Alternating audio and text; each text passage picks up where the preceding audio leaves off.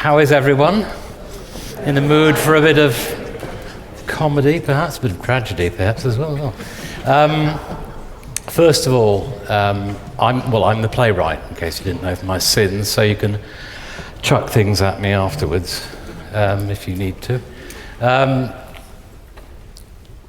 First of all, I wrote the play. The play really came through talking to Master Clark, who's just sitting over there, hiding at the back, and Master Arledge, who's somewhere, can't see Tony. Anyway, and we came, we were sort of thinking about what would be a play for this year, and it, I thought Fielding would be a ripe sort of area to plunder, so that's weird.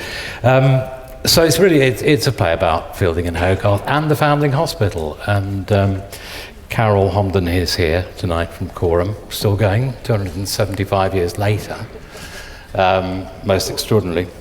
So before we start, just a couple of very quick thank yous to Master Clark and for his support and for everybody here at Middle Temple and for letting us have this incredible space. Any of you who hasn't been to Middle Temple before? Yeah? Isn't it amazing? A few old timers here who've obviously spent a lot of their time here. The proceeds from tonight, as I say, go to Coram. And there is also, we're making a donation to the Middle Temple Rare Books Restoration Programme. And it's a wonderful programme. If you don't know about it, there may be leaflets around after. I'd like also to thank all my supporters, all the people who've been helping me make this come true for you. And, finally, really, to the incredible cast who've given up their day today and have just been absolutely wonderful. We've only had a couple of read-throughs, so if we stumble over things a bit, that's fine. But we're here to have fun and to raise money, and without further ado, I'd like to introduce the cast. Simon Russell-Beale, Alex Jennings, Sophie Winkleman, Henry Goodman, Ron Cook, Ollie Chris, Lucy Briggs-Owen. Off you go. Fielding.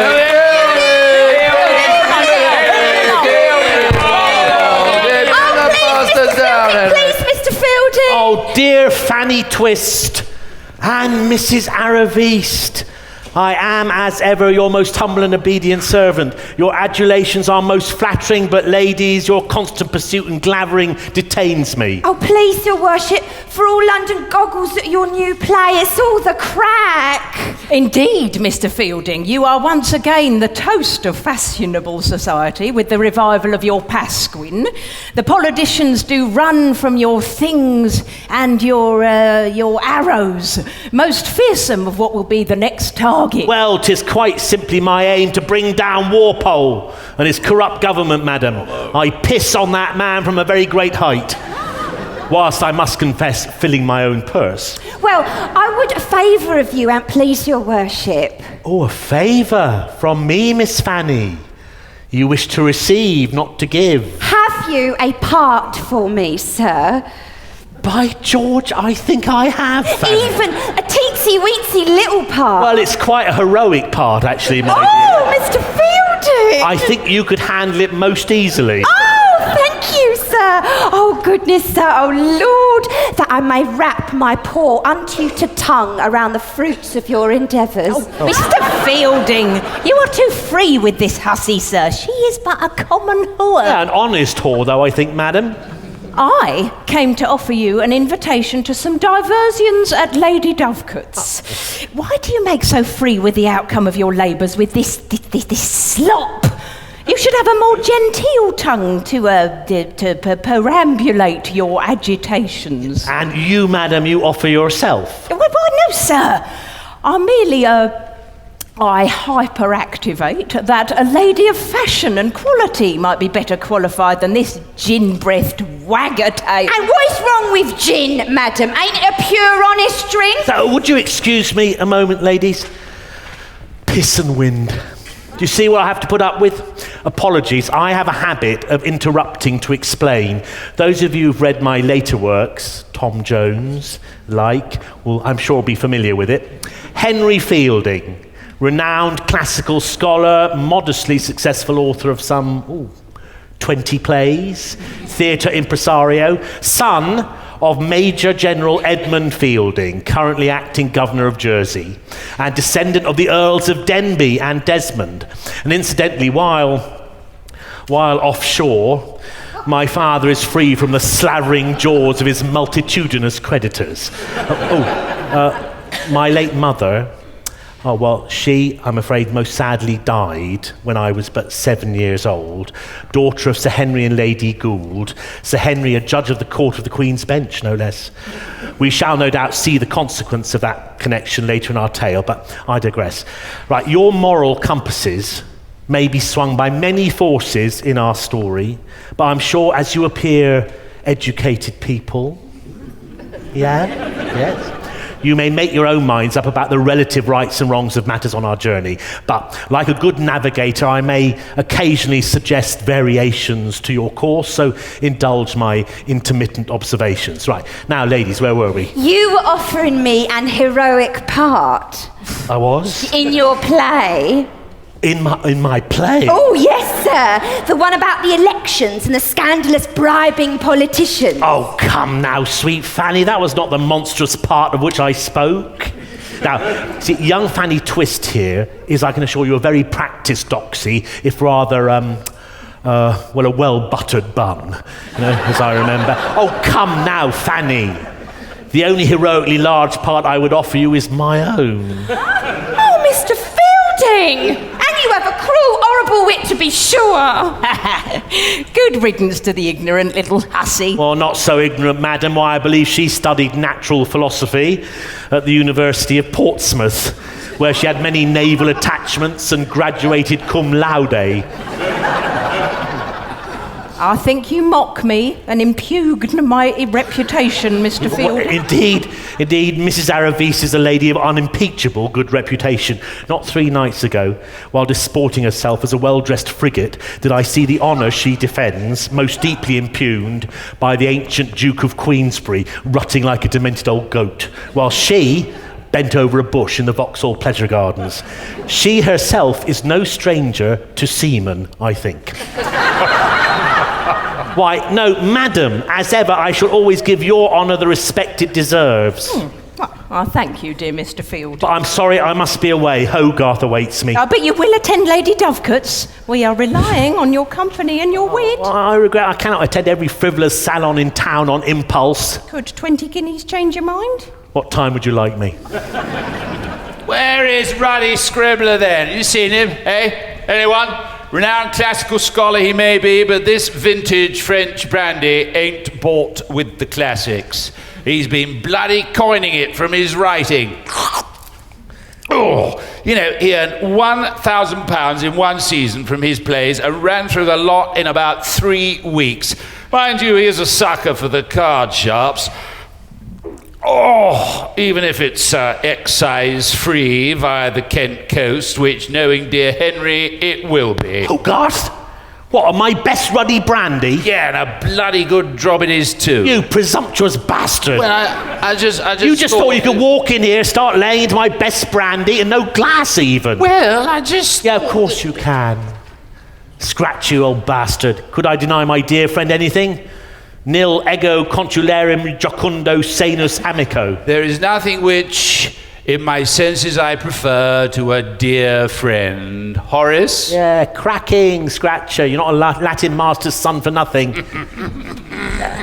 Ruddy Nora Scribbler, you had me for a second. What kept you? Popped into Lady Dovecote's. Paid appearance. Oh, outrageous observation. How's Jenny? Oh, cracking. And Lord Thornhill's even beginning to accept a son-in-law from Clerkenwell. Well, if you will marry the boss's daughter. Court painter now, I hear as well. Frankly, he's been a bit up himself since he painted that ceiling in St Paul's Cathedral. Been at a dizzy height ever since he climbed that ruddy scaffolding. So, you're sojourning in the country? Yeah. We eloped, like you and Jenny. Been playing the country squire in East Stour. Even commissioned my own liveried men. And how is the lovely Charlotte? Oh, a sweeter and prettier wife I could not desire, though I confess that Congress has been a little thin since little baby Charlotte's death. You didn't hang about then. Jenny can't seem to squeeze one out. Not for want of my trying. Mr. Nobby's definitely showing signs of fatigue.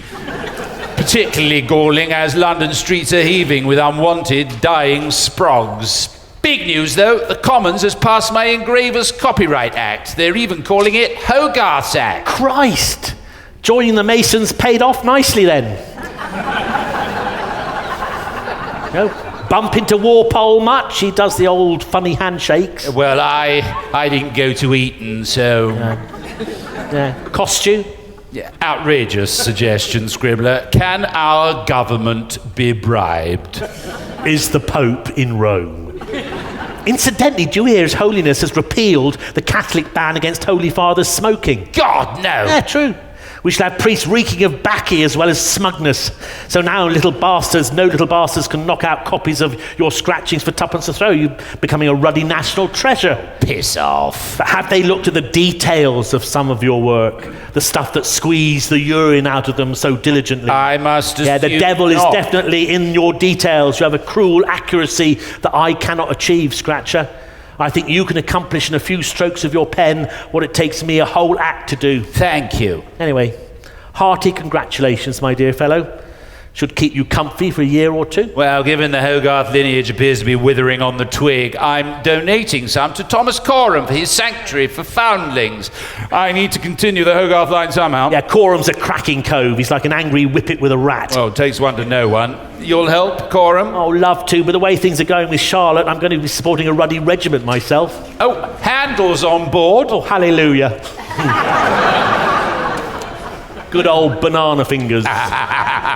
Oh, come on, Scratcher. Your victory demands some serious memorialisation. Come on, let's go to Covent Garden and get ruddy bladdered. And maybe a few rounds with the Devil's Books, a tart or two. Devil's Books with your record at the ruddy card table. Oh, I feel lucky tonight, Scratch, my dear fellow. Well, I'll be buggered. Hogarth's Law. We shall end up deep cut tonight. Oh, God, isn't that Walpole? Hello, isn't that Walpole over there on the other side of the street? Rat. Well, let's cross over before he sees us. You know, when he built his country estate, the fucker had the whole local village on his estate knocked down and moved. No. Yeah. Didn't want his privacy invaded. Been following the cricket? Kennington Common.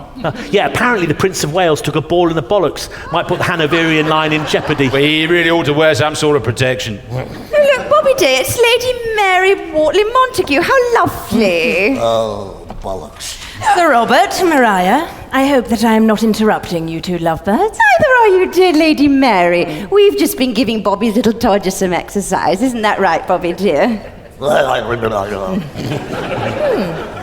You seem a little grumpy tonight, Sir Robert. Grunt.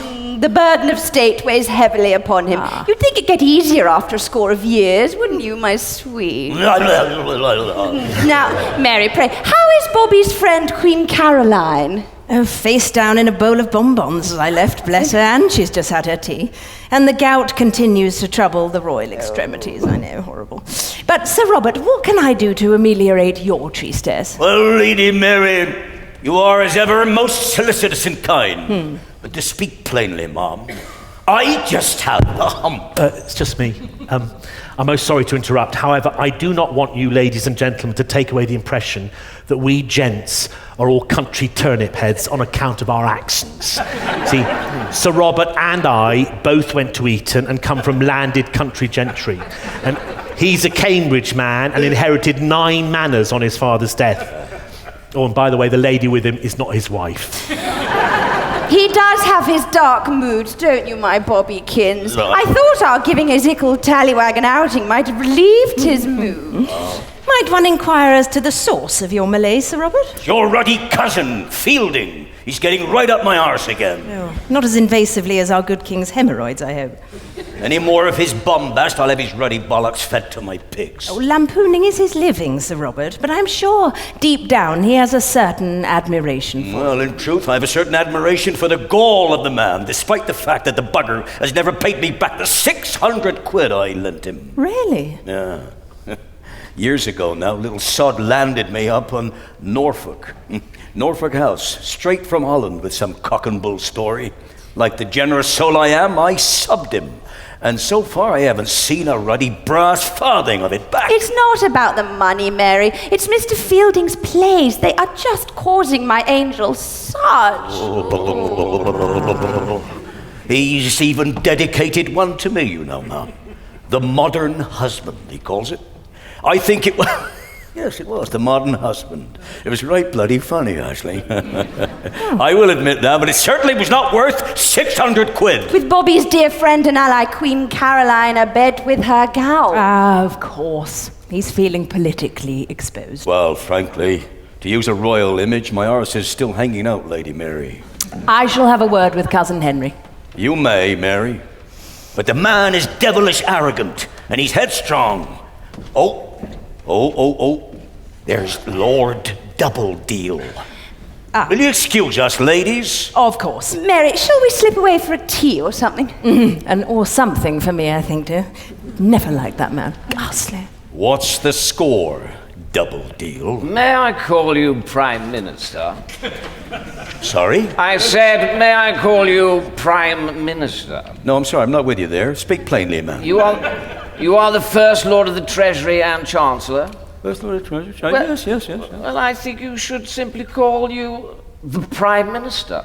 The Prime Minister. It sort of cements you as a top man. Oh, that's very good. I don't think it'll catch on, but... that's very good. Very good, Double Deal. Prime Minister. Prime Minister. That's very good. May I speak to you now, Prime Minister? Yes, Prime Minister. Now the plan. Sorry? The fielding strategy. Look, can I just not go out to Fielding and read him the riot act? You've done that. Although I warrant you, not as Prime Minister. As what? The Riot Act. Oh, yeah, sorry? 1733, 4 years ago, remember? We passed it, you read it. Oh, yeah, did I? Yes, to quell the riots after we brought in the last tax increase on gin. Oh, yes. I remember that bill now. Gin has drugged this city senseless. No work is getting done in this city. We have more than enough permanently pissed in Parliament without the bloody population being arseholed in the streets. Fielding, eh, Prime Minister? Oh, now. Fielding. Oh. All right, then go on. His Pasquin play is highly damaging to us. He now consorts openly with the new opposition forces, his Etonian contemporaries, Pitt, Littleton and Lord Cobham. Oh, the old Etonian network runs deep in government. Curiously, on both sides. Frankly, if it wasn't for us Eton boys, the country would fall apart. In truth, the country is really in a total Eton mess. Oh, dear man. Fielding is too clever to do anything completely asinine. Oh, he doesn't have to. We'll do it for him. What? Listen. Now, Double Deal, whatever it is, I do not want to mortally wound the fellow. We have need of his skills on our side later. I'd rather have him pissing out of our tent than into it. I think that what I have in mind will tick all the boxes and solve our problems at a stroke. Oh? Look, the Fielding problem, I shall sort it out, don't worry. I shall tell you on our way. But, that financial matter, the, tax thing. Tax, yes. I had a word with Sir Tucked It Away Nicely. Yes. Says he knows a gent in our Crown Colonies, Bahamas, I think. Yeah? Italian-sounding outfit, all very respectable, discreet and completely non-traceable. Oh, capital. Yours, in this case.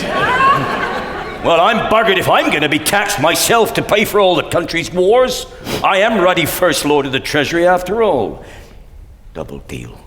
It is well buried. Don't worry. Quite untraceable. Our little secret. There was an old farmer who sat on a rick, screaming and shouting and waving his pitchfork at all of the people down by the who falls. were teaching their youngsters to play with their Bows and arrows, weapons of war. When along came a young maiden who looked like A decent young person who walked like a duck. Then she discovered a new way to Fustigate the parish. Fustigate? Abbess, the renowned fair mother Goodboard, I presume, the infamous and illustrious cockboard of this vaulting school. Good evening, Mr. Hogarth. And how are you? Seating well, Mother Goodboard, ready for a good country ramble.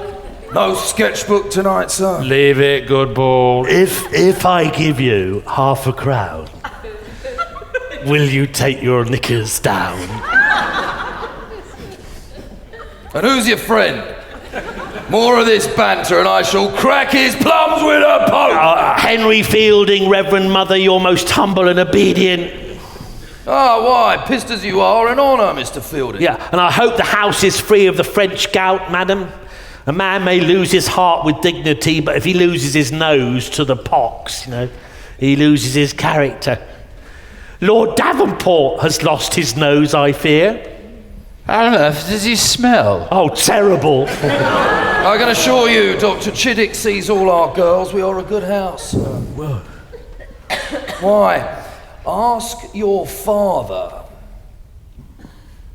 My foot. Yeah, the Major General always visits us when he's in town. You mean my father? Oh, yeah, he likes to pay a bit extra for some of the girls' special services. Special services? Now, what can I get you? We have several ladies free tonight. Your usual, Mr. Hogarth? Why, yes. And you, Master Ink Slinger? I'll have what he's having, but not what my father has. That would be And a bottle or two of arak, perhaps. Bottle of your finest. look, Abbess, Mistress Goodbody. As you can see, I'm a little discombobulated. Yeah, flawed, I'd say, Mr. Yeah, quite. Can we skip the ladies? I'm perhaps... Well, unable to make a stand. Yeah, sometimes even your dear papa. Yeah, please. Too much report, Abbess. Much too much. Are you, Mr. Hogarth? Oh, later, perhaps, then. Arak all round, gentlemen. Fuck. I shan't be able to see tomorrow. I can hardly see now. Jesus, my father. Here. I can't face sex tonight with one of those women. It'd be like incest. We're bloody hypocrites. We ridicule our sick society, but here we are taking advantage of Oh, it. well, maybe I'm getting a conscience about these women. A conscience? You've even done work for Walpole. Well, a little bit for him. The odd pamphlet. For the man you were trying to bring down. Yeah, well, Touché. What, you as well? Well, the man exerts fearsome threats and bribes. Yeah, we're stuck in the ruddy middle, you and I, like my father. No inheritance, a little investor caught by the South Sea bubble, completely fucked. While the big investors and the banks, bastard, they get out with thousands, leaving even the government drowning in debt. But Pa will be in the fleet at this rate. My old man spent 4 years in debt within the rules of the fleet. Oh, I'm sorry, I didn't know. What poor men do to keep food on the table, they get imprisoned for, or worse. And when great men like Walpole and his cronies do it, they get honours and reward and respect. Oh, blast the fucker to kingdom come with the next play, I'll get that. Yeah, careful. Remember, we owe him our living. He's made the public so fucking angry with what he gets away with, he's created an insatiable market for our work. Jesus. Yeah, you're right. Walpole, the golden fucking goose. Well, bugger him and his crew, Scribbler. We may have our transgressions, but you and I shall keep true to the poor and desperate. No, sir, murder! No, sir, murder! What in God's name? What's that? Get out! It's the latching backhand, a vicious brute, one of Walpole's cronies. Pays top whack, but he's whipping Molly to death, and she's one of my best turners. God, we'll put him to bed with a shovel. No, lads. The lads will seize him. I've sent for the bailiffs. You two get out if you value your reputation. Yeah, but Get out! sure. Oh, yes. Oh, Mr. Fielding, Lady Mary, somebody left a message. Said she needed to warn you about something most urgent, she said. Oh, shit. Hang the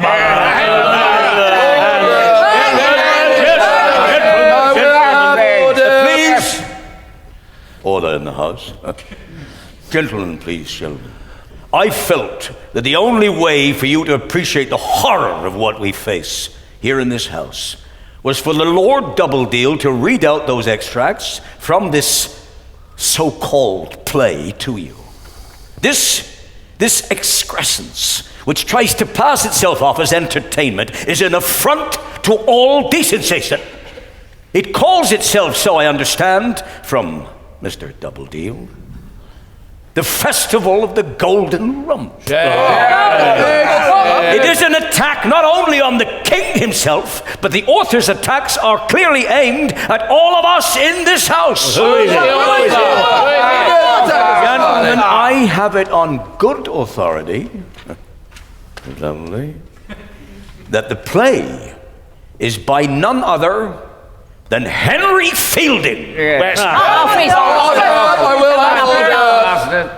And although at the vanguard, Mr. Fielding is not the only offender, we need to stamp out this filth entirely. And that is why I bring a new bill before this house, a licensing act that will require every play to be approved by the Lord Chamberlain before it can be performed on the English stage. Are you with me, members of the House?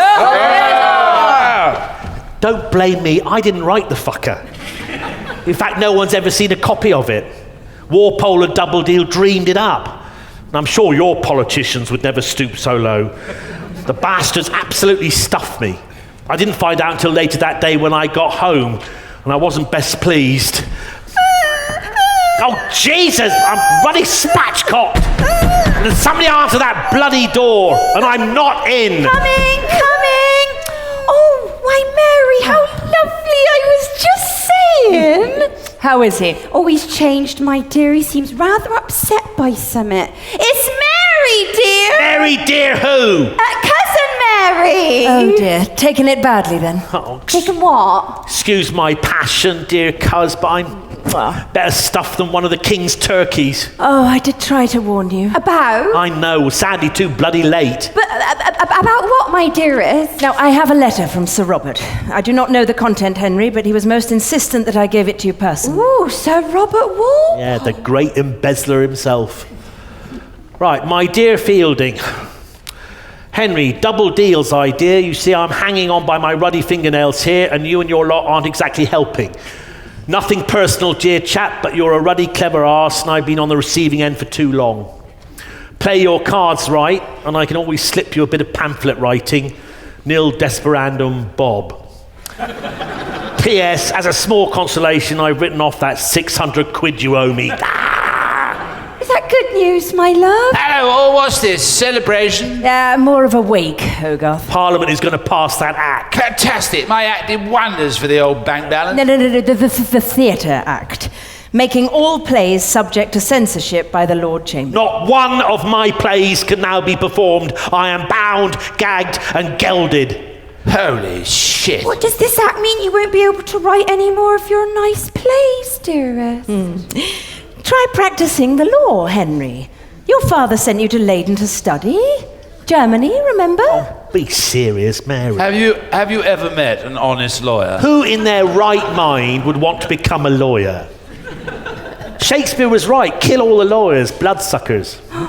Shakespeare didn't really, did Yeah. he? It does pay very handsomely, and it can open doors. Defending the very rich and the very guilty and sending the very poor and not so guilty to Tyburn. Well, it's really not so different to the theatre, Henry.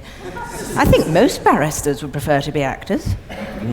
Look, I shall have words with your Uncle Davidge. Uncle Davidge? Whatever it means. I believe he's a master of the Middle Temple. Middle Temple. Weird handshakes and all that. It's like your lot, Scratch.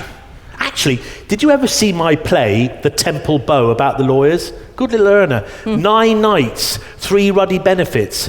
On before bloody Garrick debuted at Goodman's Fields, and knocked that little uniped shite Samuel Foote clean out of the ground as well. Jesus, I hope Uncle Davidge didn't bloody see it. Right, I must go. Queen Caroline, you know. Oh, you're so well connected, Mary.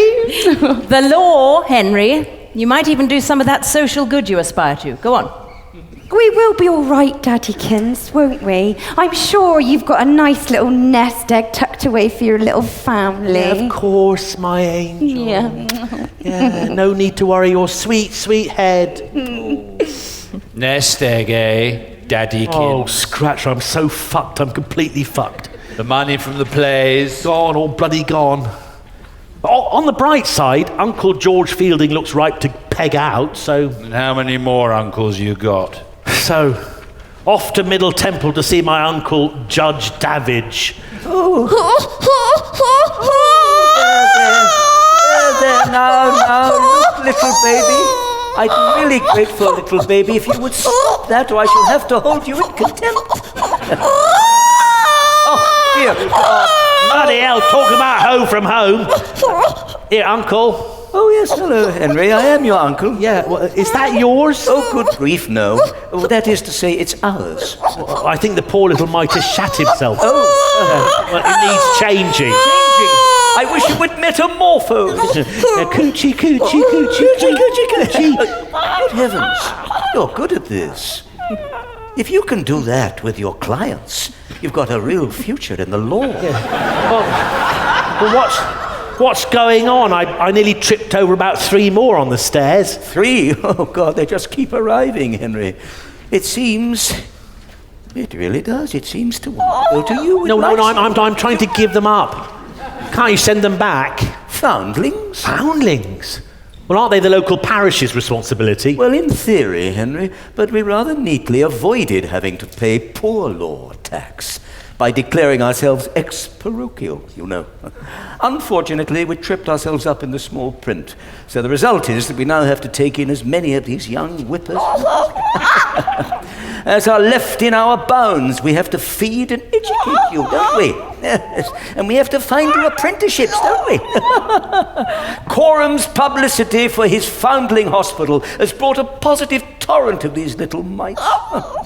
He's filled up to capacity in ours, so we're getting a lot of the overflow. Are you sure you wouldn't like this one? Have you... Oh... This one really does seem to like... No, really, Uncle, not at the moment. Hogarth might take a few, though. So, young Henry, you want to be a lawyer, huh? Have you your curriculum vitae? Here. Well, shall I take the baby? So, curriculum vitae, Henry. Oh, I see you have had an indictment for assault. Well... Oh, look, Henry, here's another one. For abduction. Oh. Yeah, well, that was ages. Dearie, dearie me. And here's another assault in Shaftesbury, Henry. Am I right? It says here you tried to abduct a young lady from her parents, promising marriage, while she was but 17 and you were still at Eton. Yeah, well, I sort of... Naughty. I waited at least a year older. Oh, youth. Youth, Henry, sweet youth.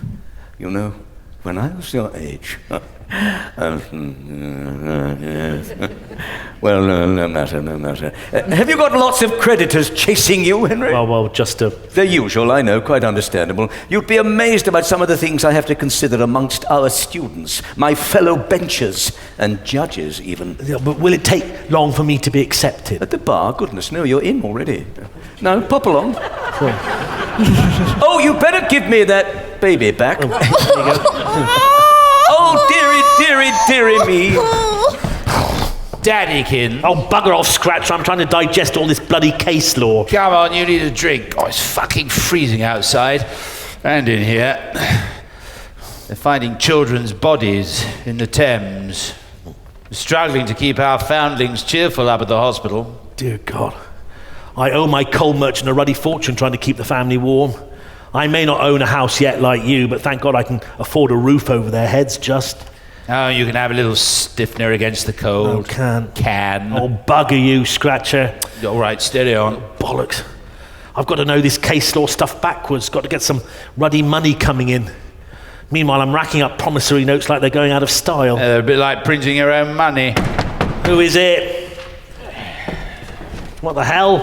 Edward Tickwell, bailiff, Mr. Fielding, at your service. I have a writ for you, sir. Morning, Ted. What in God's name? Oh, morning, Mr. Hogarth. I didn't see you there. Anything there for me today, Ted? I don't think so, Mr. H. H's. Ha, he, hi, ho. No.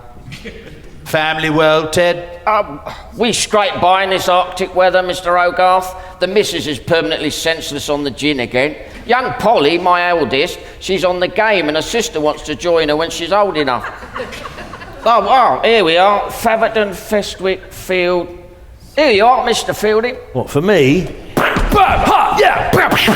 Nobody move, your money or your life. It's a notorious highwayman, Jonathan Mild. Jonathan Wild? No, Mild. M-I-L-D.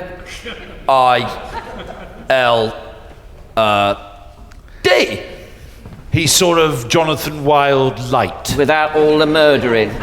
Morning, Jack. Well, Mr. Hogarth, all well? Cracking, thanks, Jack. Family? No, not yet. Oh, well, in the good Lord's time. Got brass monkeys out there. Morning, Jack. Oh, morning, Ted. All well? Business brisk, is it? Yeah, I was just saying to Mr. Fielding here, young Polly's doing well on the game. And Any promissory notes for me to cash in, Ted? Oh, sorry, Jack, that's Thursday. Oh, bugger. Well, I'll well, you know, I'll be back. Thursdays, you say? Usually. Yeah, righto, Thursdays. Cheerio. Yeah, bye, Jack. Take care. Mind the ice on the stairs, Jack. Oh, God! He seems smaller than I expected. Now, Ted. Right. I'm sorry to disappoint you, but see, this is unenforceable. Yeah, I should have to file a writ of error. A writ of... Error, Ted. He's a lawyer. Oh, right-ho, Mr. Fielding. You're the legal expert. I'll be off then. Yeah. Toodle pip. Yeah, cheerio, Ted. Take it easy on the stairs, Ted. No! Ow!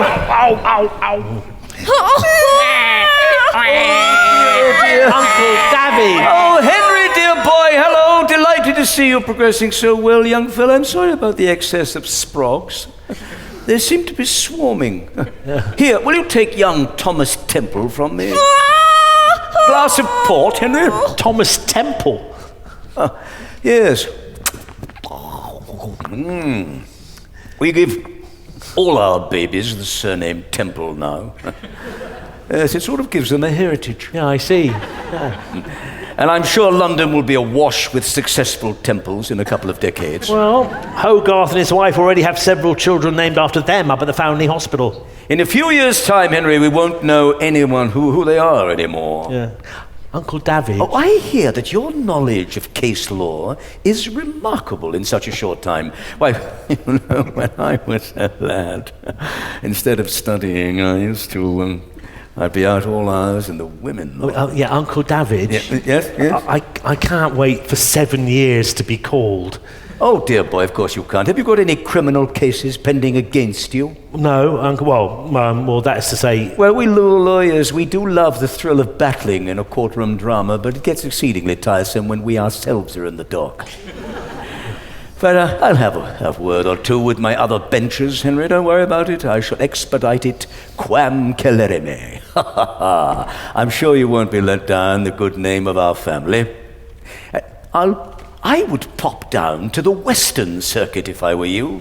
See if you can pick up some cases. It's nothing like a bit of practical experience. Why, I remember my first case. Devizes, I think. Oh, what a lovely town. So, off to the West Country I went. And incidentally, at this time, my half-brother John, who will later form some substantive part of this tale, was accidentally blinded by a bungling Navy surgeon. A blow, as he'd hoped to join me in the law. And my sister Sarah, she had a novel published. Very healthy sales too, sold out in 10 days, so I'm going to give it a whirl. But I run ahead. So I was come down here to the Western Circuit to tout for some work. Fielding, you say? Yeah, that's right, Squire Bitterland, Henry Fielding from the Middle Temple, though my family do hail from these parts. You know, Lady Gould, Glastonbury. Goodness, Lady G, Middle Temple. Well, it all sounds most impressive. I've been trying to get back 150 acres off my neighbour for 5 years. Yeah, well, land disputes can indeed be most cumbersome, Squire, but... Here, you aren't Henry Fielding, the so-called playwright, are you? Oh, you're most kind. The one that had his seditious filth banned? Well, Get out of my house, you scurrilous, obscene, impious monster! Yeah, but... Out! I'd sooner be represented by the devil himself. Out, I say, I'll set the ruddy dogs on you. Go, boys, go! Oh, Squire Weston, I would be delighted to represent you. It would indeed be an honour. Hang on a minute, did you write plays before you... Fielding, your name is quite indeed familiar. Well, modesty prevents me from... Oh, no! Oh, yes, you did. Pasquin, one of yours. Temple Bow. Oh, yes, and the Justice Trapped. Oh, that was most excellent, Mr. Fielding. I haven't laughed so much in years. It really pissed myself. Well, I'm glad it gave you so much pleasure. Oh, it did. Yeah, and I'm so happy to be your lawyer. Oh, what? Lawyer? Oh, good Lord, sir, no. Lawyer? What, Me? Be represented by a playwright, sir? Will you turn my case into a comedy? Oh, goodness no, sir. I cannot have myself be turned into a laughing stock of all Dorsetshire. My God, sir. You were funny. You were laugh? I damn near cracked my breeches.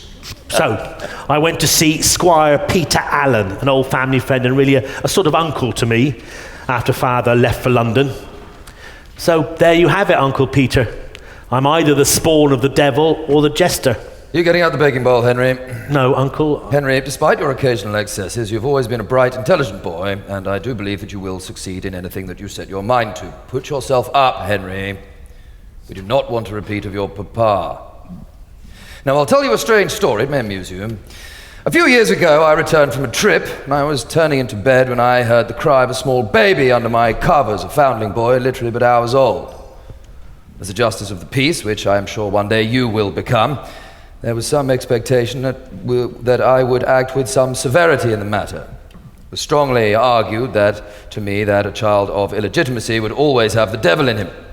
Out of evil would come more evil. But I grew to love the boy, and I decided, amongst much opposition, to adopt him as my son. He's mischievous and does get into a lot of scrapes, as you did, though there was never any malice in you. You always stood up for justice and the underdog. Tom's like that. Tom? Yes, I called him Thomas. You are a worthy man, Uncle. No man is all worthy, Henry, but we must all try. Do as much good as you can, Henry, and trust me, good will come to you. I shall give you a small donation towards your family, but more importantly, I shall see if some of my acquaintances can give you some honest lawyering.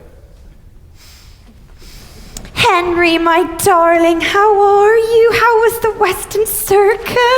Oh, quite mad, but profitable in a strange way.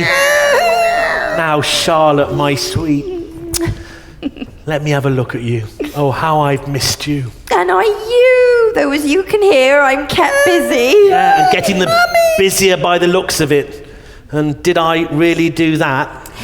It's so good to have you back. Oh, my sister. You, a published author.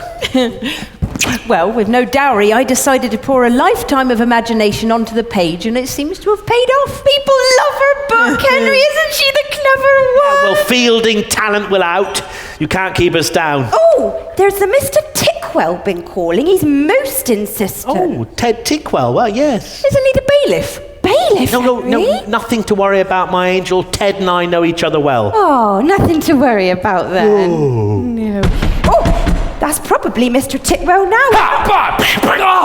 Hands in the air, money or your life. Hello, Jack. Oh. Hello, Mr. Fielding. Oh, it's noisy there, isn't it? Yeah, well, yeah. I'm sorry. Wait, this is number 13, is it? Next door. This is 11. Oh God, so sorry. What a bloody oh shit. Really sorry. Better hop the twig. Next door? Yeah, of course. Really sorry. I'll just, 13. Russell. Oh, 13. Just see you. That was the Jonathan Wild. No, Jonathan Mild. And personally, I think he's losing his touch a bit. Yeah, see what I mean? Oh, it's only that nice Mr. Tickwell. Oh, Ted, we thought you were the notorious Jack Mild. Mr. Fielding, no, I just saw him. He seems to be having a devil of a job trying to find a way into number 9 next door. Number 13. No, number 9. Well, Ted, how can I help? Well, while you've been out in the Wild West, a few of these have built up. Oh, shouldn't take long. Righto. Charlotte, my dear, can we offer Mr. Tickwell a cup of tea while I deal with this paperwork? Oh, thank you, Mrs. F. That'll be lovely. Yeah. Right. Countersuit, writ of error, further promissory note to be issued, countersuit. Wonderful thing, the law, Mr. Fielding. Writ of error, countersuit. I'm quite in awe seeing it in action. Yeah. Oh, what's this one with the big seal? Oh, that one. Oh, best till last, eh? It's an order for commitment to the sponging house. That'll be the one, sir. Sort of the big rocket at the end of the firework display.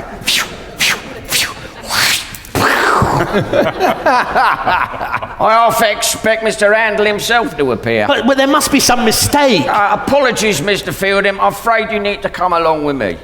What, now? That'll be the ticket, sir. You better tell the missus. Yeah, but surely, can't it wait? I'm a lawyer, aren't I exempt? Oh, please. Jesus, I'm only just back. Charlotte, the children, oh God, she mustn't know. Please give me some time. Oh, no, sir. Sponging house order. No delay. You'd know that by your legal training. I've got Constable Sid and Freddie waiting outside in case you do a runner. Oh, God. Yeah.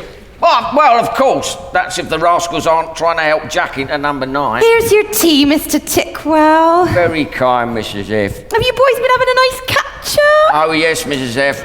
Yeah, lovely cuppa, by the way. Yeah, biscuit? Yeah, Charlotte, my love, Ted here just needs me to pop down the road and help him with a couple of points of law. We're only just back, Henry. You haven't even unpacked. Oh, I wouldn't worry about him unpacking, Mrs. F. Yeah, I'm so sorry, my darling girl. I shan't be very long, a day or two. Day or two? Month or two. Why so urgent? You haven't even said hello to the children. Got a few, have you? I heard the pitter-patter of tiny feet. Yeah, we got 4 and... I got smashing. I got 6 of my own. Polly's doing amazing well on the game. She's become a madam now. Oh. We're all so proud. And as for a younger sister, well, it's as if she was born to whoring. Oh. Even our youngest, Jenny, says she wants to be a doxy when she grows up. Kids, eh? Yeah. Anyway, Mr. Fielding, can we be on the move? The girls are cooking a rabbit stew for me tonight, and I don't want to miss it. You haven't finished your tea yet, Mr. Yeah. Coming, Ted, if I may. I'll be back before you know it. And kiss my darlings for me. Honestly, I shan't be long. I'm sorry about this, Mr. F., but it is said that if a man cannot pay for his transgressions like the rich, then he must pay for them like the poor. At least the Sponge House gives gentlemen the opportunity to raise funds and clear their debt before throwing them to the mercies of our infested prisons. We wouldn't want you there, would we? Hello, Ted. Oh, Mr. Fielding, ain't it? Why, Fanny, how does my honest whore? Oh, Mr. F, you mustn't call me a whore no more. No? No, indeed. For standing in front of you is none other than Lady Frances Droopy Dick. Lady Frances? Yeah. How? Lord Droopy Dick, sweet old gentleman, wants to make an honest woman of me. Oh, but you always were honest, Fanny. Oh, sweet. I didn't want it, but his lordship insisted. Don't worry, I'm still all fanny underneath. His lordship's got some gentlemen who are rather keen getting money off him, so he's lodged in the sponging house. To where I am accompanying Mr. Fielding for a short sojourn. Oh, looks, the world's turned Upside down. Oh, hello. I'm Blind John. I'm Henry Fielding's brother. Well, actually, half-brother. It's nice to see you. I thought it about time that we met. Well, I'm one of the sensible ones in the family. Our fortunes weren't looking so good, and dear Papa was bound for the fleet. Henry found himself amongst distressed gentlemen, thieves and whores in the sponging house. A sensible enough invention, the sponge. Indeed, I have known many a good and upright man who, after time in the sponge to resolve their financial embarrassment, returned to a full and respectable public life. And I visited Henry regularly with Hogarth, Scratcher as we know him, Sarah, Charlotte, and some of the other children. Of course, dear Scratcher, who by now was building quite a reputation as a society portrait painter, was a regular at the sponging house. Incredibly, Henry wrote most of his novel there, Joseph Andrews. Henry's a bit of a rapscallion, but my God, he is a grafter. Finally, after 3 months, it was the generosity of another of our sisters, dear Catherine, and Henry's publisher, Corbett, who on the basis of Joseph Andrews bailed Henry out in the sum of £35 at Palace Court, Southwark, just before his new son, another Henry, was born. But the first thing that Henry needed to do when he got out of prison was to go and see our papa, Edmund, incarcerated in the Fleet prison. Oh, God. Oh, ow! Oh, What are you vision of hell? God, is it you, Papa? What? Sorry, I hardly recognised you. What? Yeah, it's me, Papa. Who? Henry, Papa, your son. Good God. Sorry, I slipped in the passage. So what is it? It's equal measures of shit, piss, vomit, and blood. No, enough. Oh, does no one ever clear it out? Regularly. But not frequently. Oh, dear Papa. Yes, you mind awfully if we don't. Oh, quite. Hardly the place I'd envisaged ending my days. First 3 months are the worst, then you sort of forget the stench. The gin stills in here do help dull the pain. Gin stills here? The guards run them. At least 2 good ones. Quality's a bit iffy with the rest. Once you know how things are run in here, the laws that the king of the fleet dictates and enforces. The king of the... Elected by his fellow prisoners, and usually the one with the most fearsome reputation. Present one's a serial murderer, actually, but served with me at Blenheim. So I'm looked after. They call me the General in here. But look, Henry, I have to make amends. I've been a terrible father to you. Oh, well, you weren't around. Well, you were so young. When your dear mamma died, my base instincts took over. Your grandmother was right to fight for custody of you. I wasn't really fit for a parent. She at least gave you some security. Yeah, but not a father. No. Well, do you want absolution from me, Father? No, and I wouldn't dare ask for it. I just wanted to tell you that I've never stopped loving you, Henry. Nor I you, Father. I hated you at times, but I just missed... Having a father. No, just having you... Don't, whatever you do, get yourself into any more of a mess, Henry. John, Sarah, and Catherine told me about the sponging house. Don't go any further down the ladder, Henry. Get out now while you can. I shall, Father. But we have a new heir, a young Henry, your grandson. A grandson? Do it for him, Henry. Sadly, I shall never see him, and you must never bring him here. It is no place for a child, though God knows there are enough in here with their parents. Children are even born in here. Thankfully, they die quickly. Practice your law, Henry. Do good and look after Brother John. Oh no, he looks after me. And never mind his condition, he will yet join me in the law, I'll make sure of it. Oh, and one thing more, Henry. I'm marrying. Marrying? Well, marrying again. My maid. Another maid? She's been good to me. I cannot leave her anything, but I can leave her a respectable woman. Oh, you aren't having to marry her then? In my condition. Well, I just thought I'd ask. No, bless you. Next time, Henry. Thank you, Papa. Oh, and Henry. What, dear father? Couldn't lend me a fiver, could you? I had hoped the air down here at Spring Gardens would give your condition some relief, my love. And it has indeed, dearest, though I still mourn for dear baby Charlotte. Yeah, 6 years of age. Such a tiny coffin. Our poor baby. I know, dearest. Not a day goes past. But this is a proper family home at last. Thank you, sweet Henry. And here in the verge of the court, out of the reach of the bailiffs, Lord Chesterfield writes to me, Charlotte. New opposition is forming round him. He has need of my services. So at last, some hope. Well, that sounds nice, dear. Henry, Father has passed. He's gone, dear Henry. He was dignified and serene. Well, we shall give him full honours at St. Bride's. Papa would have wanted that. In truth, I cannot afford any more close family members dying this year.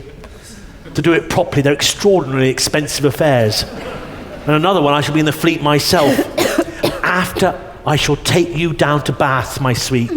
A cure will do you good, and I haven't given up on the Western Circuit yet. So we did right by Pa, and though I'm ashamed to admit it, my debts continue to rise, and another visit to the West Country was more successful. While sadly, we lost another daughter, young Catherine. Charlotte was definitely improving, so I got back on the job and popped out young Harriet Eleanor. And Uncle Peter introduced me to one Charles Hanbury Williams as his attorney, and I won the case.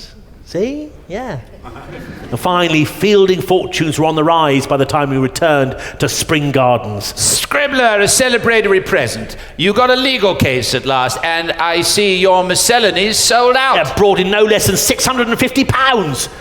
Cracking, isn't it? I'm Cock-a-Ruddy Hoop. And Joseph Andrews is finally being published. One of my old plays, The Wedding Day, was revived. A couple of benefits there. So, the filthy lucre is finally flowing the right way. Yeah. And how are the portraits going? Very steady. Yeah. So you're proper establishment now? Well, depending on who it is I'm painting, I do take the occasional liberty. Like? Well, usually I put a couple of monkeys in, or a couple shagging in the distance on a haystack. Money's usually in the bank before anyone notices. Well, I bet Josh Reynolds doesn't dare do that. Nah, but here's the real news. Walpole's out. What? Yes, heard it on my way here. Vote of no confidence next week, I hear. The fucker is finally going. Finally! I must send him a note of commiseration. All your pals are going to get in, so it's all looking up for you. Cheers, my dears. Oh, Sarah, what is it? You better come quickly. What? It's Charlotte. No, it's all right, my love. I'm here. You can come to no harm now. Oh, so you are, my angel, Daddykins. Oh, tush, my love. Now, do not strain yourself. Yeah? You look after our babies. And thank you.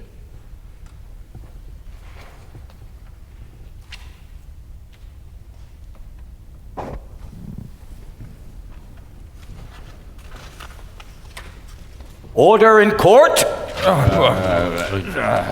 You are saying that your witness saw a pig eating the baby's body. Oh, yes, Your Worship. And that the pig was on top of the dung heap where the body had been left. Correct, sir. The pig had already eaten the head, arms, and arms when the witness got to it. And have we any idea how the baby got there? No, sir. We believe that the child may have been left there by its mother. Who perhaps could not cope. Yeah, well, this must be investigated and the mother found. We need to know if the child was stillborn or if the mother murdered it. That shall determine our course of action. You will make the appropriate inquiries and we shall get to the bottom of this abomination. Is that clear, officer? Yes, sir. Surprised to see me here? I am somewhat. After dear Charlotte's death, things took a sudden turn. Walpole indeed got kicked out, and my friends took more and more places of seniority. The Duke of Bedford awarded me the position of Chief Magistrate for the City and Liberty of Westminster and of Middlesex. So at last, a chance to make some real social change. And good brother John is here with me. And despite his lack of sight, he has a sharp, a legal brain, and he is as good a judge of a man's character from his voice alone as any man living. Oh, and I've written another novel. Yeah, just been published. The History of a Foundling. Tom Jones, it's called. It's selling like ruddy hotcakes. Remember Uncle Peter? Remember him? You see, nothing's wasted. Hogarth and Coram are well pleased with all the publicity for the Foundling Hospital. Right, next. But sadly, Tom Jones is a fiction, a romance. And here I deal in ghastly reality. There are few indeed here whose good characteristics allow us to overlook their bad. What Henry omitted to say was that 3 years after Charlotte died, Henry married his servant, Mary Daniel. Like father, like... he says he could not have given his children a tenderer mother, nor a more faithful housekeeper. In truth, she was 6 months pregnant. Next case. Nancy Cleaver! And what is the nature of the case, officer? The accused is one Nancy Cleaver. She is charged that on the 2nd of this month she did collect her 2-year-old son from the workhouse where he had been committed for his own safety. She then proceeded to strangle him. She then dumped his body in a ditch. She sold a set of new clothes that the workhouse had given him on account of the child's infestation for 1 shilling and 4pence to buy gin. Disgraceful! Dear God. Good heavens, no. Are there reliable witnesses to this? There are reliable witnesses to all the various elements. Well, you are to be commended in bringing this to court, officer, distasteful though it is. And you, Nancy Cleaver, what have you got to say to the charge? Did you carry out this heinous crime? I don't know, your worships. They say I did, but I don't know. Would a woman kill her child? Don't know. I don't remember it. They said what I'd done it, but I don't remember doing it. He was a sweet boy, my little Tommy. He dead then? Yeah, huh? I'm much troubled by these cases. This poor Nancy, she's beyond reason because gin has stripped her of it. Have you no memory of these events, Nancy? No memory at all? No. Oh. Look. You blind or something? That's weird. Nancy, whether or not you remember this act, you are accused of a very serious crime. There are witnesses who saw what you did. I shall have to commit you to the next quarter sessions for trial. Do you understand? Yeah, your worship. Court dismissed. Clear the court. Yeah, of course. Jesus, and she had no memory of any of it. Scratcher, in our time, we've been no strangers to occasional alcoholic oblivion. I have to admit that my youthful and protracted intake of alcohol has left me with a few battle scars. But that, Jesus, at least we've always drunk good alcohol. Yeah, this London version of Madame Geneva, it's just poison. It rots the brain. They say that half of Newgate can't remember committing the acts that it has been convicted of. It's become the anaesthetic of the poor against the pain of their lives. Gin is fueling violence, organised gangs, and creating addicts. We have to do something. London now distills 11 million gallons of gin. Each Londoner drinks an average of 14 gallons of it a year. There are now 7,000 illegal stills and legal ones in London. And women, they're allowed to drink alongside men these days. And the mixture of men, women and gin in the same place, well... You see the results up at the Foundling Hospital. There are perhaps 100,000 souls addicted. Look. We need to attack the cause of this blight as well as deal with its results. So cutting off the supply is the ultimate answer, but the government will never agree. I've already voted some ideas to the Lord Chancellor. What can become of infants who are conceived and suckled by gin-addicted mothers? They are born addicted. Well, I told Lord Harwig at this rate, the country wouldn't have enough sober men to staff army and navy against our European enemies. Oh, that'll get him crapping himself. Well, since George and Queen Charlotte have lent their patronage to the Foundling Hospital, it's bringing a lot of publicity and visitors to see the children. Yeah, and looking at all the ruddy paintings you've got displayed there. That was a crafty move, Scratcher. Built a few more visitors. What we do is a drop in the ocean, and nearly half of those we take in die in the first year, but gradually we are making progress.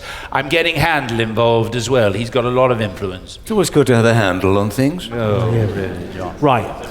We need to cover this from all angles. 1, anti-gin legislation. 2, stamping out the corruption and misuse of funds designated for the poor. 3, proper policing to break up these criminal elements.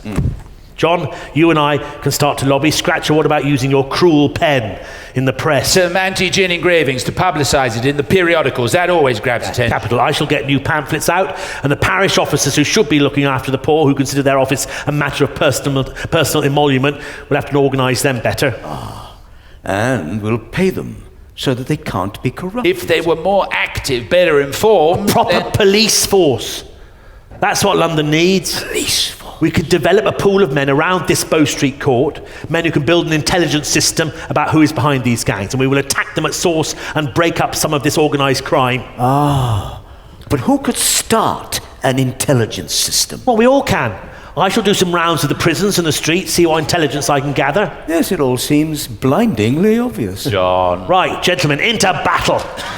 And so it was that I prepared myself for some intelligence gathering amongst the stench and horrors of Newgate Prison. I sent a message ahead to the governor. Sir, wake up! Wake up! Sir! Toss us off, sir. What? Please, sir, toss us off. How dare you?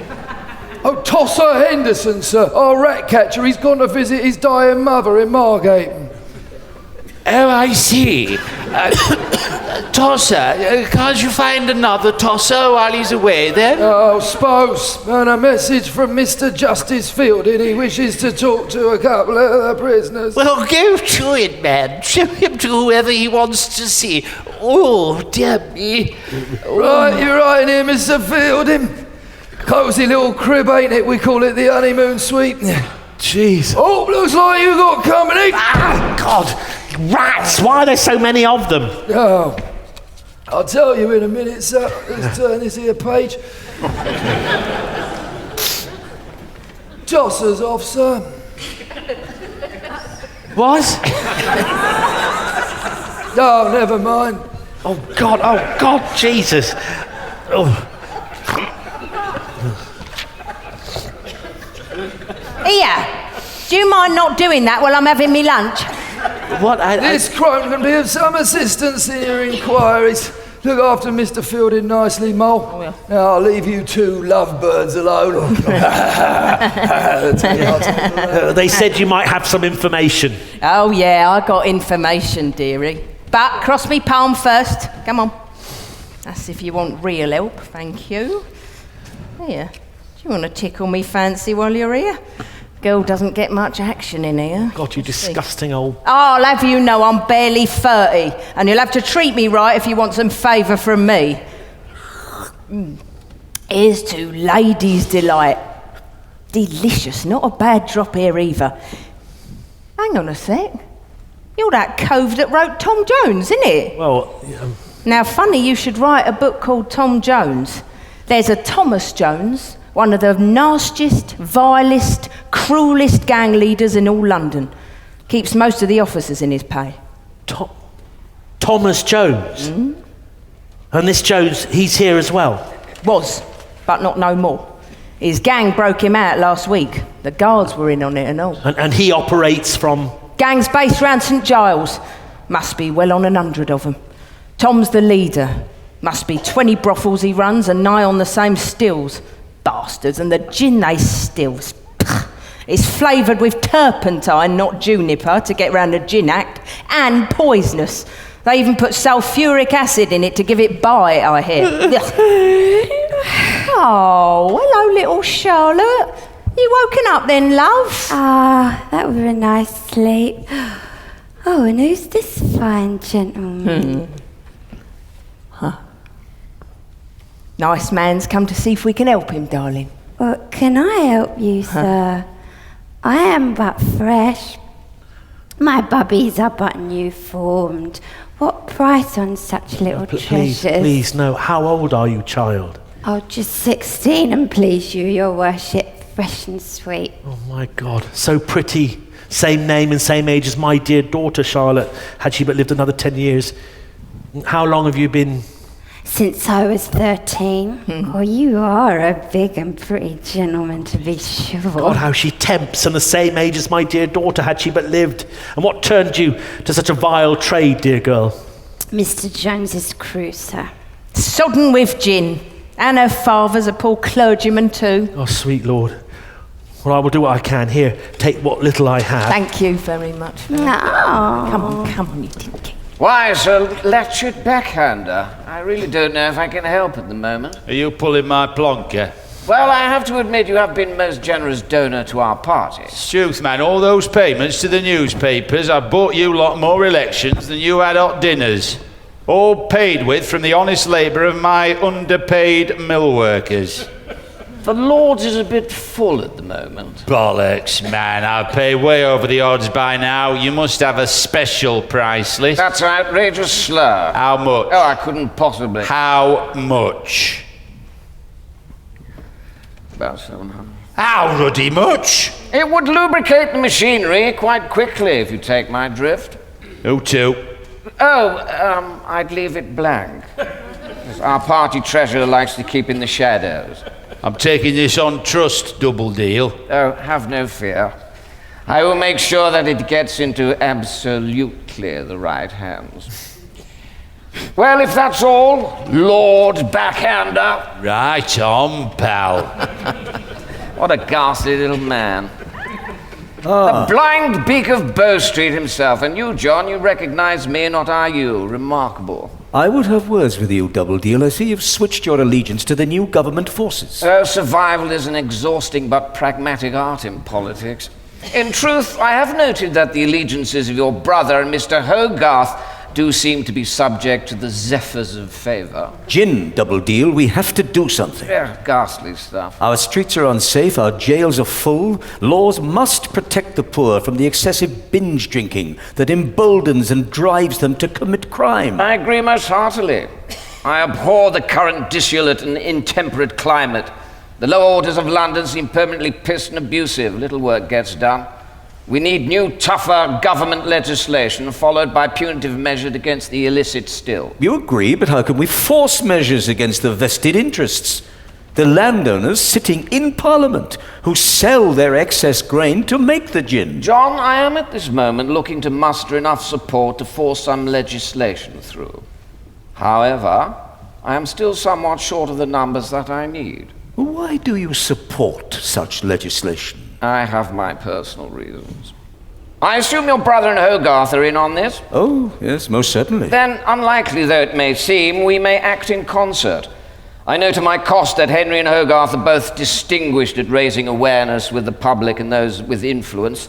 Tell your friends that the first thing that they need to do is... Thomas Jones, you say? That's bloody ironic, eh? It took me back somewhat. But if we can bring down a big name, then we may start to break the hold of these gangs and get funds from the government for our little policing force. Bold strategy, Scribbler. Can you gather enough trusted men who will not take bribes? John is about it, and I shall review. Oh, here he is now. How goes it, brother? Well enough, Henry. I have half a dozen men assembled here for us to interview for the roles that we envisage. But there is other news for our cause. Well, go on. Well, I am fresh come from Parliament, and I happened upon your old friend, Lord Double Deal. Well, that bastard. Bizarrely, our aims are parallel. He wants to push through a further gin act. He wants to help us. What? Well, you trust him? Well, strangely, brother, yes, on this. And the act? It will propose to prohibit the gin distillers from selling to unlicensed merchants. It will restrict retail licenses to substantial property holders, and it will charge high fees to those merchants eligible for retail licenses. It will also reduce the price of beer. Well, it sticks in my ruddy gizzard. Double Deal, with that ruddy tongue pad. There must be something in it for him. Well, we're strange bedfellows perhaps, but as I see it, you two gentlemen, you have more influence than you think. Your exquisite Gin Lane engravings, Hogarth, they may play a vital part in our campaign. For that compliment, John, I shall even let you chase your fingers over my indentations. Double Deal. God, so we're away. Right, let's inspect our prospective constables. Come in. Line up. Gentlemen, our aim from Bow Street is to stem the current crime wave. While you will serve writs and make arrests on behalf of my brother and myself, your duties will be extended. The way to stop this tidal wave of crime is to prevent crime happening. Sorry, sir. How do we prevent a crime before it happens? If there isn't a crime yet, then no one's guilty. Yes, so you can't arrest anyone. Gentlemen, what my brother means is that many of the crimes are committed by the same people. That'd be the criminals, sir. Yeah, they're usually the ones. Yeah, but they're usually long gone by the time we show up. No, well, gentlemen, please. What I envisage is us collating intelligence about known criminals and gangs. And then we can arrest the culprits who have committed crimes already before they commit more. Thus reducing the level of crime. Those who have committed crimes already, Before they commit more. so we go and see them before they commit the crime we could arrest them for. But how do we know who they are? We do so by building an intelligence system, a systematic record of all information about known criminals. Right. Will it have pictures, sir? Oh, bugger, Mr. Fielding. Oh, your worship. Wrong house again. You all right? Yeah, morning, Jack. Morning. Yeah, morning, Jack. Morning, Jack. Morning, Good to Jack. see you, Jack. Morning, Ted, Frank, Ernie. Sorry to interrupt, Mr. F. I'll just off. Yeah, no, not so fast, Jack. So, gentlemen, can you think of any known criminals? Well-known criminals? Oh, God help me. Oh, what, like me, you mean?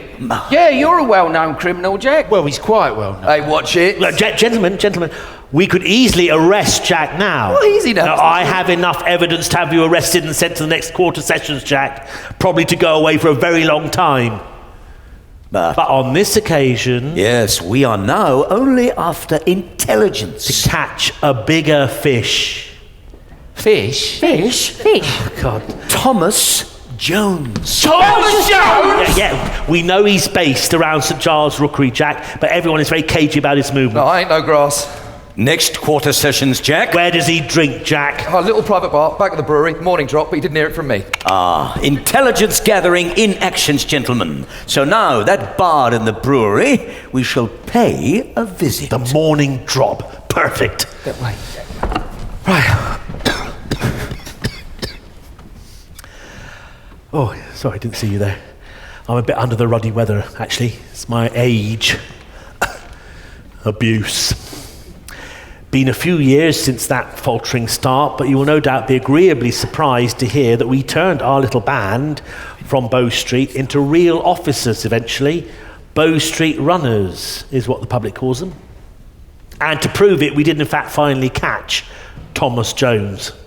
And Thomas was brought before me. I had no compunction in committing him straight to the sessions, where he was found guilty on numerous counts and hanged at Tyburn.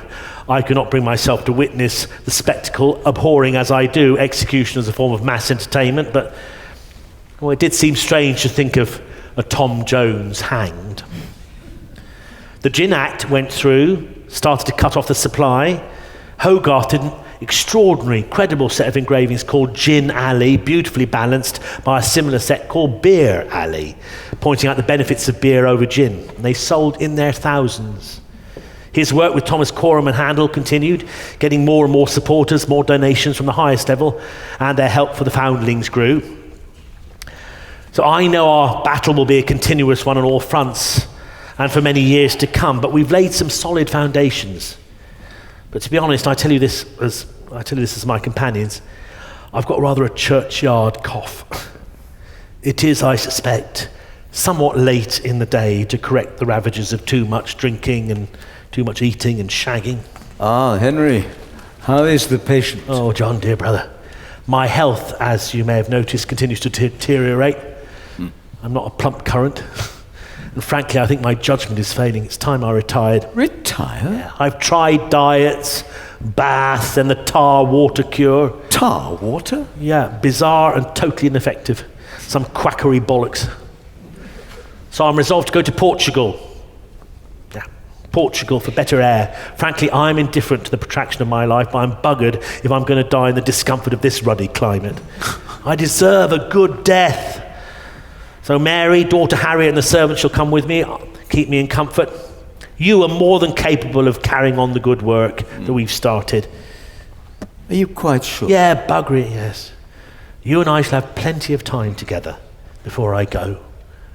But I must prepare. Well, Henry, there are many who will wish to see you before you go. And indeed there were. So, cousin, the Middle Temple training and the law served you well? Yeah, served other people better, Mary. I'm still up to my bollocks in debt. Oh yeah, thank you. Jesus Christ. Get that misbegotten evil schemer out of my sight. Good day, Lady Mary. Henry, I come not to bury you. Well, bloody nearly did before. What do you want, you slimy bastard? The Gin Act. Yeah. Our little cooperation. Yeah, what of it? Our joint efforts have been rewarded. Gin sales have been reduced from 11 million gallons to 2 million. What? Yes. Consumption is down nigh 80%. 80. Quite a little coup. Somehow I've managed to get the Treasury to still balance the books. Ooh. You've done something rather good, Fielding. Perhaps you might have made a politician after all. Unscrupulous, greedy, unprincipled bastards, a lot of them. Oh, God, not now. Ted, not now. Morning, Mr. F. No, nothing for you. But I do have something for Lord Double today, though.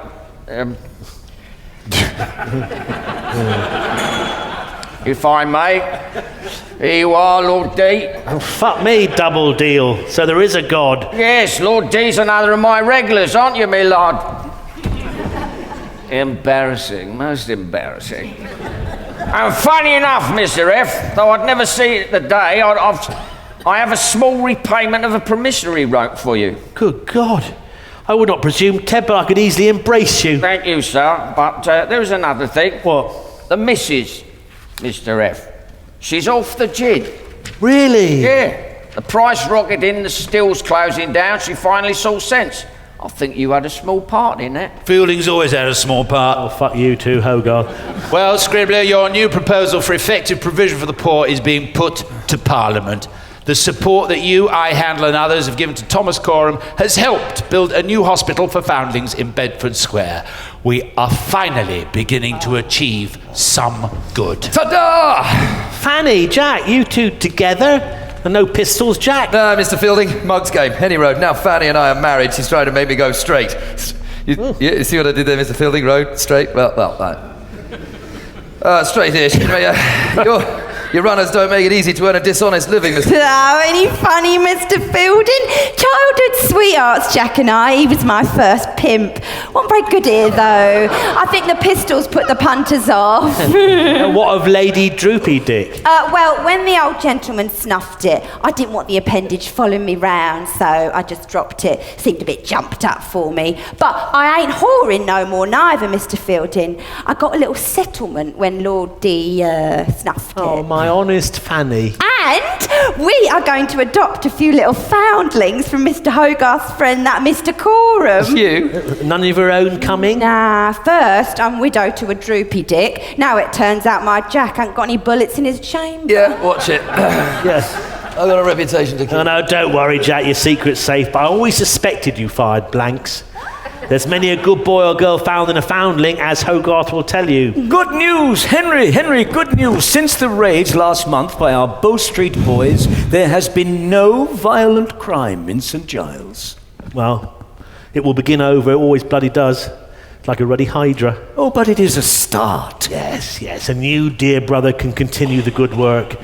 And for my part, I must bid you all farewell. Portugal awaits with, I suspect, some excellent victuals. And that was that. Henry sailed from Gravesend, never to touch the English shores again. We did get regular letters, and he wrote another book called A Voyage to Portugal. He actually seemed better. Indeed, he asked us to send Stilton and Cheshire cheese, and Mowbray pork pies, Melton Mowbray, and all manner of things that he could not readily source in Portugal. As Cousin Mary said, I think no man enjoyed life more than he. His happy constitution, even when he had great pains, made him forget everything when he was before a venison pasty or a flask of champagne. Indeed, in those moments, I am persuaded he has known more happy times than any prince on earth. he settled in Junqueria, just outside Lisbon, and that is where Henry Fielding died. God bless him. Only 47 years of age. October the 8th, the year of our Lord, 1754. My brother was, it's true, a deeply flawed man. But to have lived so many lives, classicist, playwright, novelist, jailbird, justice, social reformer, in such a short span, to have achieved so much, not just for himself, but for the good of others, well, I believe it's quite remarkable. And I, for one, I will miss the man deeply. That's nice. Now, of course, being dead does normally limit one's ability to comment. But as this is a work of fiction, then perhaps you'll excuse another of my little interruptions. Morality is sometimes a difficult call, and frankly, my path was never exactly along the straight and narrow, but in my defense, I have to say that my understanding of the law was greatly enhanced having been on both sides of it. And frankly, I judge a man's morality by his heart, his motivations, and his intentions. If a little of what you've seen here tonight resonates with you, then, well, your society must have truly learned from our mistakes. The foundation stones that we laid for a fair society may have had some lasting effect. I certainly hope that there's no need for a foundling hospital like Coram's anymore. If, however, you can draw parallels between our tale and your current culture, then clearly you all have a way to go. So don't worry or be faint-hearted, for man is eternally flawed, but you don't have to be a saint to achieve good. In fact, being a saint probably gets in the way. And I, for one, have not yet heard the faintest whisper of my own canonization, so... Incidentally, I do hear that Brother John has been knighted, but between you and me, I think that's purely because he lived longer. Regardless, I do urge you to look for ways to change things. If corruption, addiction, crime, or unwanted children still plague your society, look to your hearts for practical ways to make a change. Get up off your arses and do something. But be merry in it. I can't abide pious charity. I doubt that you'll see the results in your lifetimes, but every generation has a responsibility to the next. Henry, dearest, your dinner's getting cold. Yeah. Well, nice to be reunited with my sweet Charlotte. And baby Charlotte's here as well. I'm not really sure how things will be when wife number 2 pops up. But anyway, I shall leave you.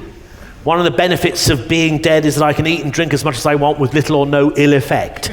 So I shall leave you to your supper and return to my eternal banquet. Though I grant you, somewhat phantasmally, I am, as ever, your most humble, obedient servant.